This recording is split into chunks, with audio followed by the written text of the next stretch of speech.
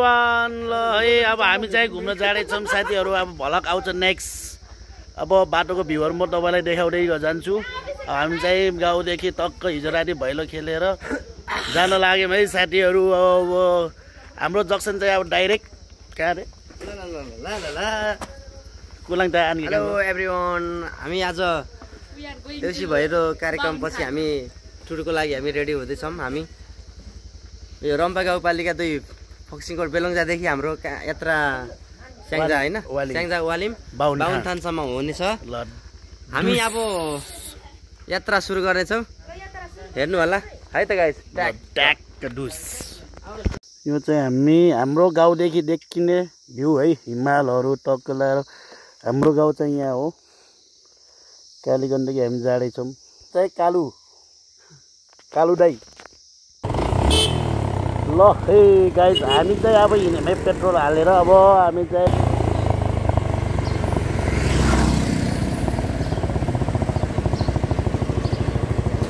तेल भर्ने कार्यक्रम चलिरहेछ हाम्रो चाहिँ अहिले तेल आएर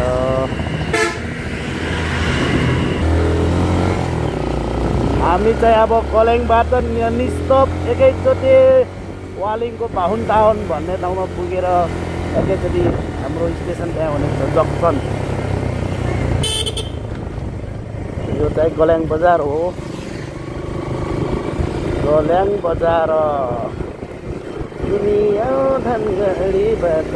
म आउँछु हेटौडाबाट मस्त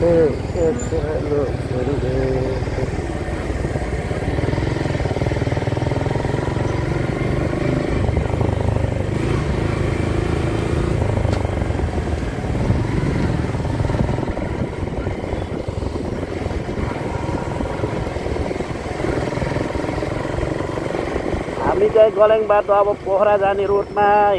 पोखरा रोडबाट हामी अब अगाडि सर्दैछौँ हामी चाहिँ जान्छौँ अब लगत्तै एकैचोटि गएर बस्छौँ हामी उसमा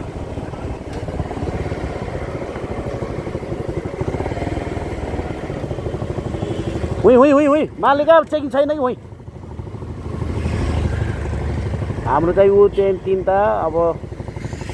4वटा 5वटा मल लिएर 6वटा गाडीमा सवार बाइकमा गएको हामी चाहिँ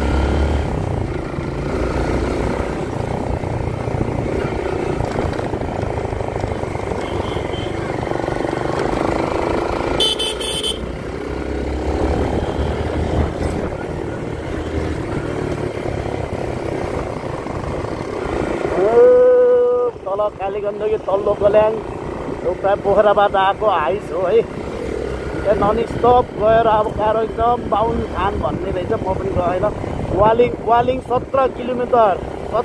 यात्रा गर्दैछौँ हामी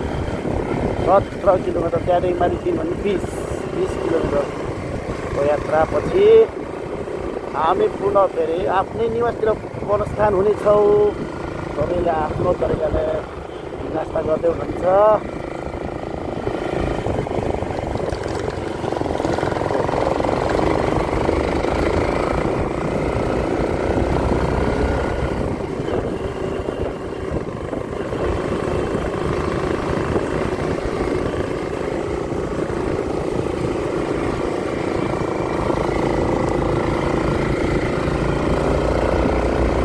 यो तिहारमा गाइन्छ नाचिन्छ भनेर उठाएको पैसा 6000 थियो यो चाहिँ गल्याङको बस स्टेसन बस पार्क हो हजुर के गर्ने हजुर जस्तो आयो स्केटिङ ओ माइक त्यहाँ पनि स्केटिङ रहेछ अरे गल्याङको स्केटिङ हाउस जस्तो आयो त्यसरी पारीबाट चाहिँ पोखरा जाने डाइरेक्ट मुस्ताङ जाने कोरिडोर हो है पारीबाट चाहिँ मुस्ताङ जाने त्यो बाटो चाहिँ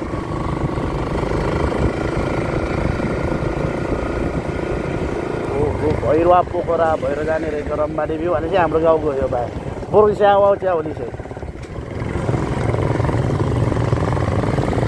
हामी चाहिँ 6वटा बाइक स्कुटी सँगसँगै हिँडेछौँ 3जना बहिनीहरूलाई लिएर हामी चाहिँ हिँडेको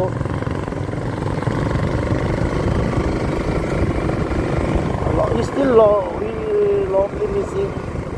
साथीहरूलाई हेभेनली कुरे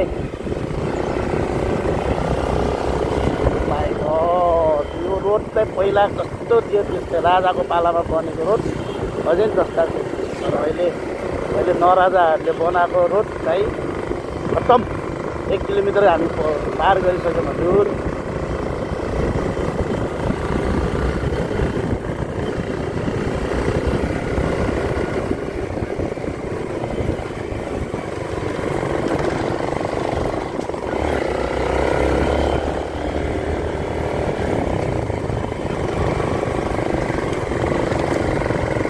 बाटोमा चाहिँ निकै फिल्महरू पनि गरेको हुन्छ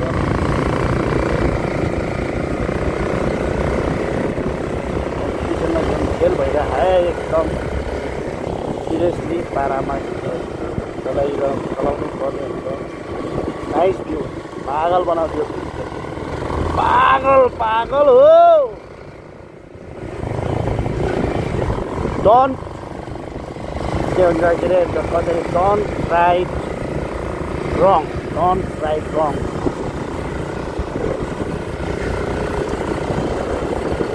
मलाई चाहिँ साथीहरूले छोडेको कारण म पनि हल्का ओभरटेक गर्नुपर्ने हुन्छ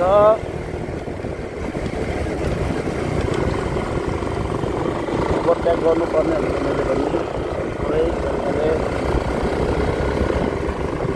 किनकि अहिले केही तलमाथि भयो भने यो लाइभ गऱ्यो भने आफ्नो गर्ने अरूको गल्ती भयो भने गर्न सकिन्छ लाइभ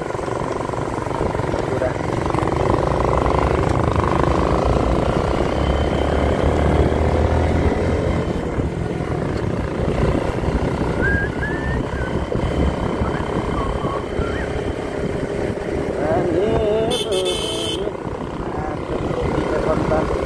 पन्ध्र किलोमिटर हामी 2 किलोमिटर पार गरिसक्यौँ है 3 मिनट 6 मिनटको ग्यापमा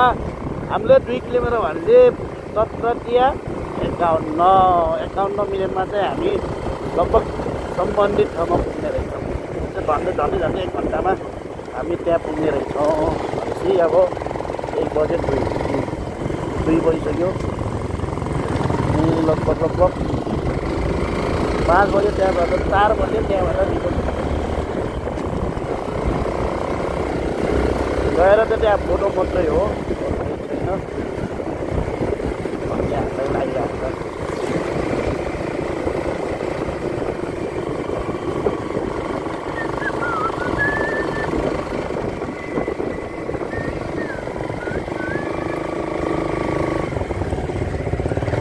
बाटो चाहिँ जहाँ पनि तपाईँ छ भने लागेको छ मलाई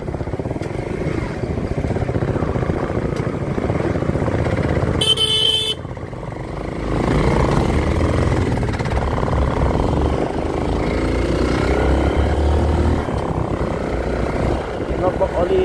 राइट त्यसरी नै स्पिडले नै पेलेरै जानुपर्ने हुन्छ किनकि हामीलाई फर्किँदा रात पर्छ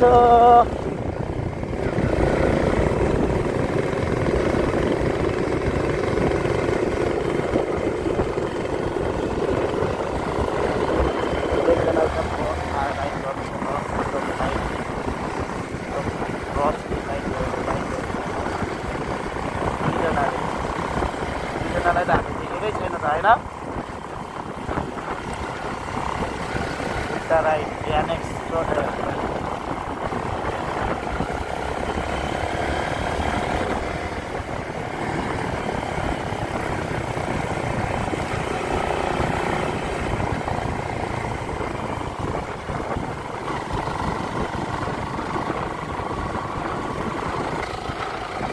पोखरा जाने रोड है पोखरा पृथ्वी चकमा कतिकता छैनन् रे होसैमा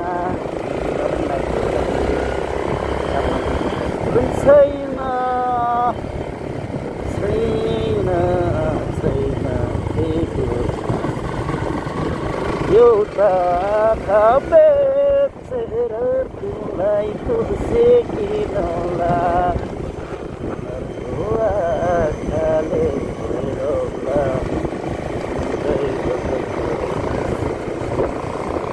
जङ्गलमा मङ्गल गर्नु भयो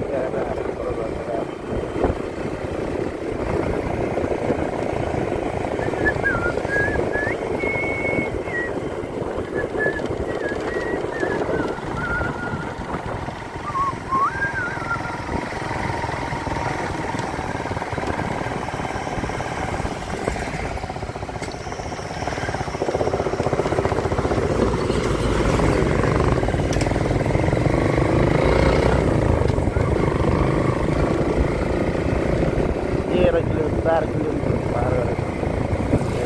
लगभग हाम्रो 1 किलोमिटर पार गरेर 3 मिनट लाग्यो।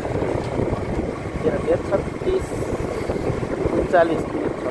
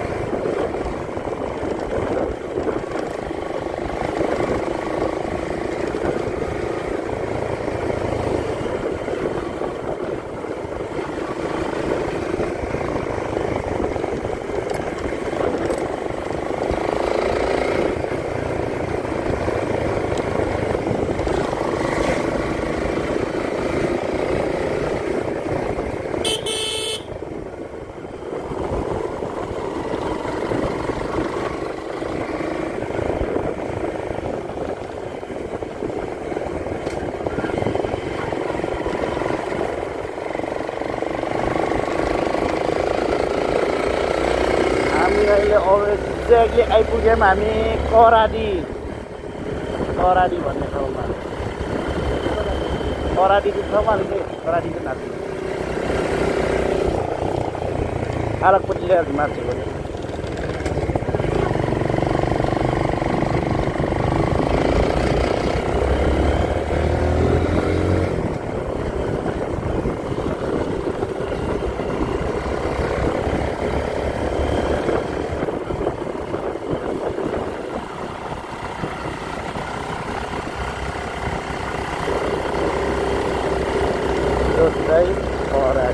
आजको हाम्रो यात्राको फर्स्ट भ्यू पोइन्ट चिउरी डाँडा, सबभन्दा लामो एसियाको होइन होला यो त एसियाको लामो गरे के भन्छ के भन्नुहुन्छ लामो पुल हो या यही हो आजको हाम्रो एउटा सेकेन्ड पार्ट भने मलाई चाहिँ डर लाग्यो साथीहरु चाहिँ बिच पुग्नु पर्छ है साथीहरु।